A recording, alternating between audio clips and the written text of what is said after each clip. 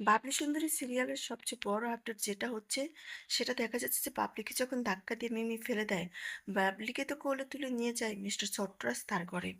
সেখানে বাবলিকে তার ঘরে দেখে বাড়ির সবাই অবাক হয় এবং চট্টরাজকে অনেক কথা শোনায়। চট্টরাজ যে ভীষণভাবে রেগেছে যে একজন অতিথির সাথে মানুষ কিভাবে এই খারাপ কাজ করতে পারে। এখন চট্টরাজের প্রশ্ন হচ্ছে, বাবলিকে ধাক্কা দিয়ে ফেলে দিয়েছে কে? যার কথা বলবে তাকে চট্টরাজ পানিশমেন্ট দিবে। বাবলির কাছে জানতে চায়, বাবলি বলে পায়ের সাথে জড়িয়ে পড়ে গিয়েছি। কিন্তু মিমি বলে, তুমি আমাকে এসব কিছু করেও তোমার পক্ষে নিতে পারবে না। আমি তোমার ফেভারে কখনো যাব না, কোনোদিনও না। তো বাবলির সেবা যত্ন কে করবে?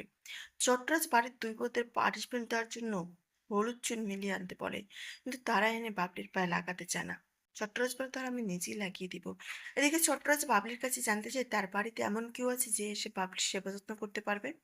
বাবলি অনেক ভেবে বলে, একজন আছে। আপনি তাকে আসতে দেবেন?